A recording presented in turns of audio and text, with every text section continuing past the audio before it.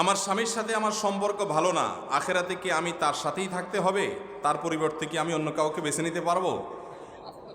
মাশাআল্লাহ, আমাদের বোনদের বড় অদ্ভুত অদ্ভুত প্রশ্ন।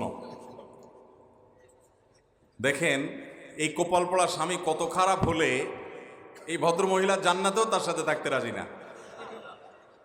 আহা, পুরুষরা সব সোজা হয়ে যান, বেশি বেলায়ন হবেন, এই মহিলা বদদোয়া শুরু করে দিবে, আল্লাহ এই অমানুষের সাথে জান্নাতে আমি থাকতে চাই না।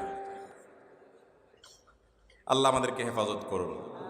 যাই হোক ভাই, দেখুন, প্রথম কথা হলো জান্নাতে কে যাবে বা না যাবে এটা নির্ভর করে তার ঈমান, আমল এবং আল্লাহ রাব্বুল আলামিনের রহমতের উপর।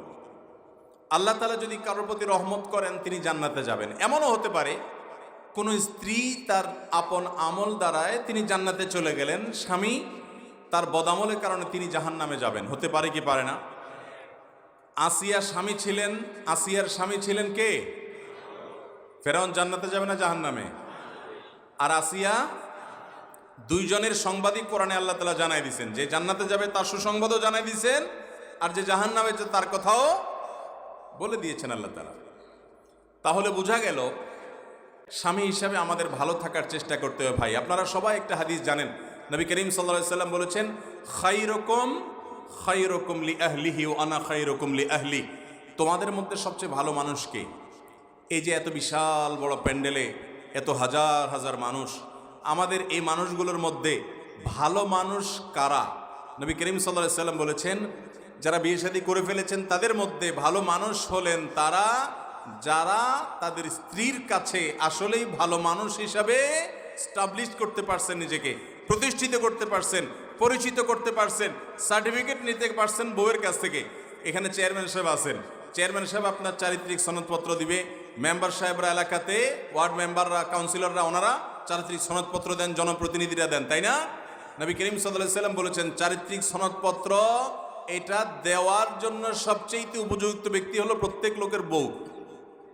কারণ বাহিরে সে যত ভালো সাজুক না কেন, আসল রূপটা সবার চাইতে বেশি চিনে কে? স্ত্রী। এই জন্য নবী সাল্লাল্লাহু আলাইহি সাল্লাম বলেছেন, তোমাদের মধ্যে স্ত্রীদের কাছে আমি সবচাইতে ভালো। অর্থাৎ নবী সাল্লাল্লাহু আলাইহি সাল্লামকে তার স্ত্রীগণ এরকম ভালোবাসতেন। অতএব ভাইরা আমার, স্ত্রীদের সাথে দুরাচরণ করা যাবে, তাদের সাথে যদি খারাপ আচরণ করেন তারা আপনাকে ভালো বলবে?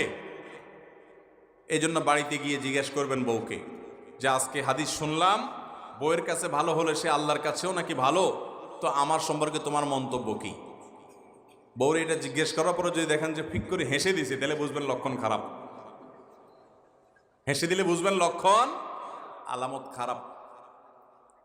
কারণ তখন বুঝবেন যে সে চিন্তা করতেছে, হায় হায় রে, চান্দুরিতে সার্টিফিকেট দেওয়ার উপযুক্ত না, সে আমার কাছে ভালো হওয়ার সার্টিফিকেট চাইতে আসছে। এই জন্য ভাইরা আমার, আমরা ভালো মানুষ হওয়ার চেষ্টা করবো তো ইনশাআল্লাহ। স্ত্রীদের প্রতি কোনো অবিচার, জুলুম, অত্যাচার, অন্যায় আচরণ করব